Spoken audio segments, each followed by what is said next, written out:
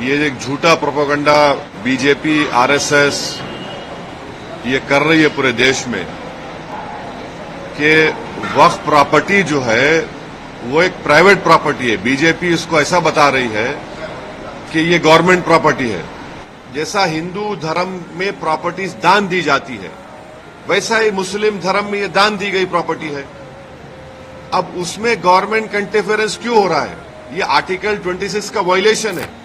अस्सलाम वालेकुम वरहमतुल्लाहि वबरकातुहू। मुझे उम्मीद है आप सब लोग खैरियत से होंगे। वक्फ बोर्ड प्रॉपर्टी के ऊपर असदुद्दीन ओवैसी साहब का बहुत ही बड़ा बयान निकल कर आया है।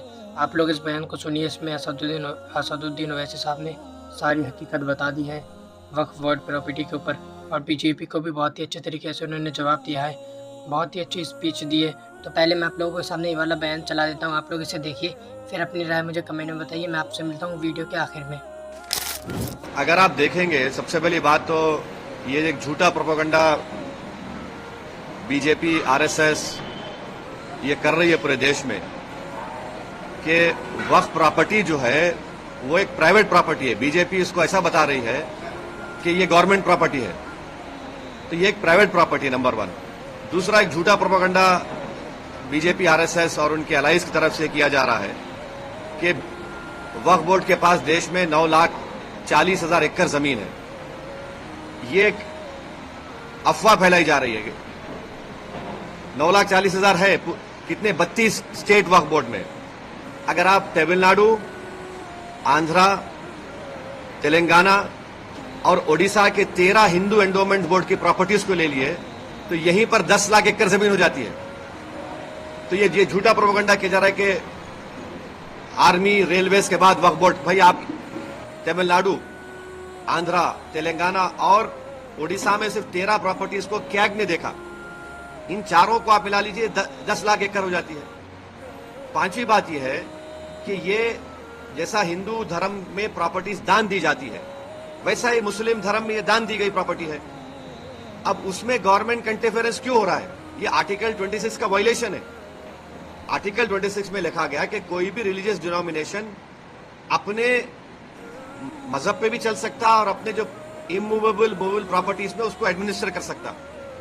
तो ये जो नरेंद्र मोदी की सरकार है वो वक्फ प्रॉपर्टीज को बचाने के लिए, वक्फ प्रॉपर्टीज को डेवलप करने के लिए, वक्फ प्रॉपर्टीज में एफिशिएंसी लाने के लिए ये बिल नहीं लाई है।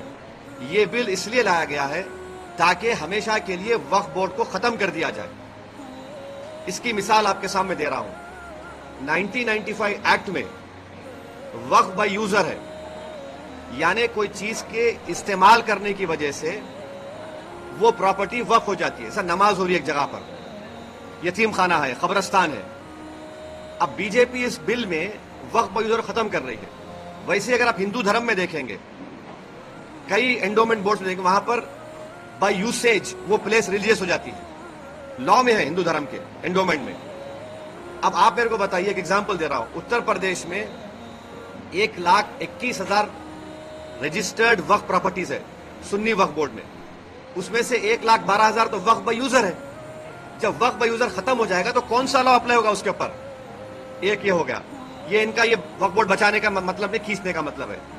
दूसरा, उसमें क्या है कि कोई 5 साल जो मुसलमान रहेगा, उसमें लिखा हुआ है प्रैक्टिसिंग मुसलमान रहेगा, वही वक्फ करेगा।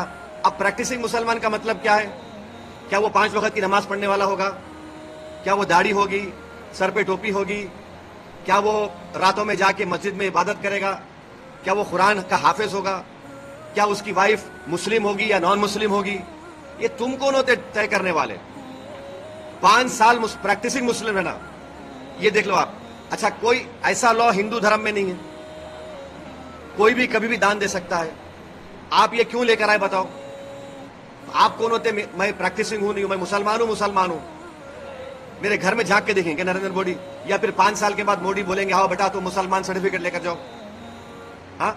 तीसरा आप उसमें देख लो, तीसरा क्या है उसमें कि ये बोला जा रहा है कि कोई भी वक्फ प्रॉपर्टी जो गवर्नमेंट के कब्जे में है उसका फैसला कलेक्टर करेगा। अब आप मेरे को बताइए, कलेक्टर खुद गवर्नमेंट का होता है, एग्जीक्यूटिव का। क्या कलेक्टर अपने मामले में जज बन सकता है क्या? ये तो प्रिंसिपल्स ऑफ नेचुरल जस्टिस के खिलाफ है। भाई, आप में मेरा झगड़ा होगा, तो आप जज कैसे बनेंगे? तो कलेक्टर को इख्तियार दे रहे हैं कि कलेक्टर तय करेगा। अच्छा, फिर सर्वे कमिश्नर होता है जो सर्वे करता है प्रॉपर्टीज को, ये बोल दिया कि नहीं सर्वे कमिश्नर नहीं करेगा, कलेक्टर करेगा। सर्वे कमिश्नर एक अलग होता है डिपार्टमेंट, उसको खत्म कर रहे हैं। क्यों कर रहे हैं भाई आप उसको? फिर आप ये कर रहे हैं कि स्टेट वक्फ बोर्ड, सेंट्रल वक्फ काउंसिल में वहां पर सिर्फ एक नॉन मुस्लिम मेंबर होता है, मिनिस्टर होता है, बाकी के पूरे जितने कैटेगरीज है उसमें मुसलमान होता है। आप उसको खत्म करके मेजॉरिटी नॉन मुस्लिम को मेंबर बनाना चाह रहे हैं। स्टेट वक्फ बोर्ड में पूरे मुस्लिम मेंबर्स होते हैं, उसको आप क्या कर रहे हैं? आप उसमें से कम 8 या 9 नॉन मुस्लिम को अपॉइंट करना चाह रहे हैं। स्टेट वक्फ बोर्ड में इलेक्शन होता है मुतवल्ली कैटेगरी का, एमएलए एमपी कैटेगरी का और बार काउंसिल का, आप नॉमिनेट करेंगे। अच्छा, नॉमिनेट क्यों करना चाह रहे हैं? अगर आप वक्फ बोर्ड का एक्ट देखेंगे तो वक्फ बोर्ड में आपकी प्रॉपर्टी वक्फ है, मैं उसको डायरेक्ट मैनेजमेंट में 5 साल के लिए ले सकता हूं। जब मैं अपने लोगों को नॉमिनेट कर दूंगा उसमें, तो मैं डायरेक्ट मैनेजमेंट ले लूंगा, इनकी नीयत खराब है उसमें। फिर आप ये कह रहे हैं कि कोई हिंदू वक्फ नहीं कर सकता। क्यों नहीं कर सकता हिंदू वक्फ? हिंदू वक्फ कर सकता है, वो मुतवल्ली भी बन सकता है, मगर आप हिंदू वक्फ नहीं कर सकते, उसको खत्म कर रहे हैं और हिंदू को मेंबर बनाना चाह रहे हैं आप। सेंट्रल वक्फ काउंसिल लेके देयर शैल बी, शेल का मतलब मैंडेटरी अंग्रेजी में, 2 मेंबर रहेंगे मिनिमम। फिर ये झूठा प्रोपेगेंडा बीजेपी की कि हम महिलाओं को बना रहे हैं, वो पढ़ते नहीं है। ऑलरेडी महिला का प्रोविजन है। क्या प्रोविजन है? अब ये बोल रहे हैं कि 2 बनाएंगे। अभी जो प्रोविजन है एटलीस्ट 2, यानी 2 से बढ़ सकते हैं, आप 2 कर दिए खाली उसको। वक्फ का एक ट्रिब्यूनल है, अब ट्रिब्यूनल में झूठा प्रोपेगेंडा करते हैं कि ये इसका डिसीजन फाइनल होता है। भाई एनजीटी ट्रिब्यूनल है, इनकम टैक्स का ट्रिब्यूनल है, रेलवे क्लेमेंट्स ट्रिब्यूनल है, ऐसे 14 ट्रिब्यूनल है जिनका डिसीजन फाइनल होता है, अपील नहीं कर सकते। भाई ट्रिब्यूनल के जजमेंट के बाद हाई कोर्ट में रिव्यू पिटीशन डाला जाता है। अपील करने से तो लाखों केस कोर्ट में है, और रिव्यू पिटीशन में हाई कोर्ट पूरा रिकॉर्ड मंगा सकता है, तो ये वक्फ के फेवर में नहीं है।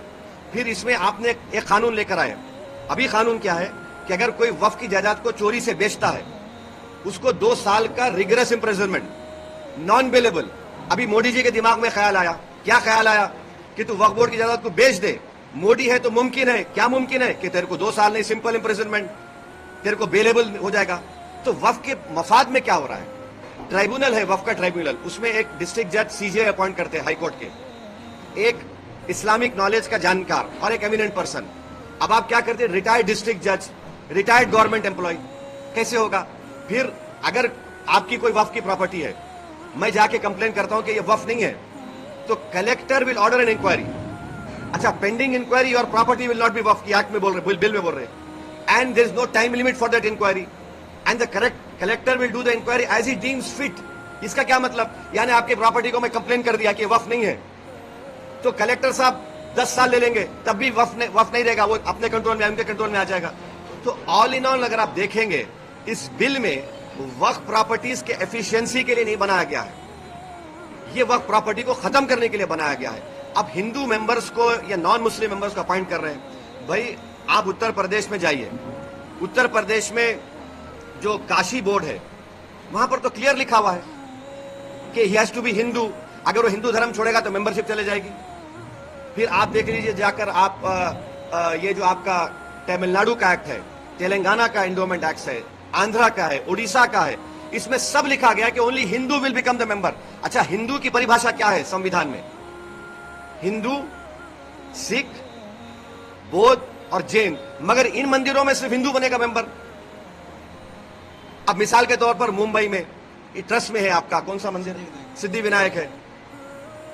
गुजरात में सोमनाथ की मंदिर, वो भी ट्रस्ट में आता। वहां पर आप किसको बनाते मेंबर?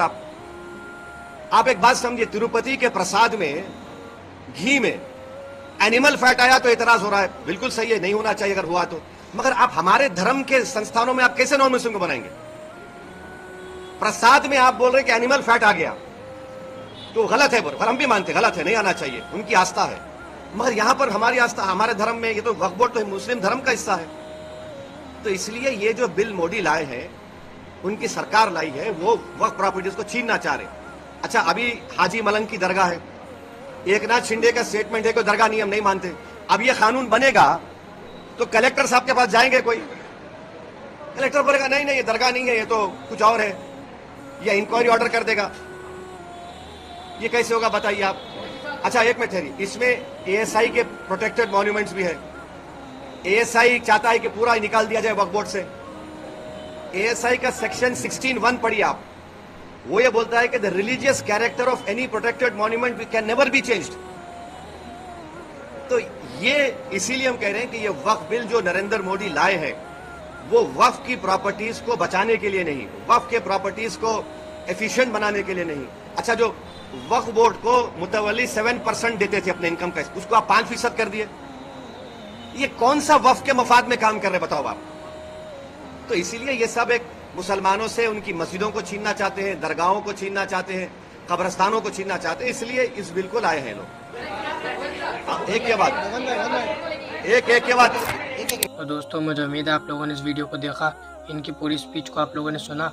अब आप मुझे अपनी राय कमेंट में बताइए कि आप लोगों को ये वीडियो कैसा लगा, इनकी स्पीच कैसी लगी, आप लोगों की क्या राय है, आप लोग कमेंट करके बताएं। और इस वीडियो को ज़्यादा से ज़्यादा शेयर करें ताकि और लोगों को भी इसके बारे में मालूमात हासिल हो।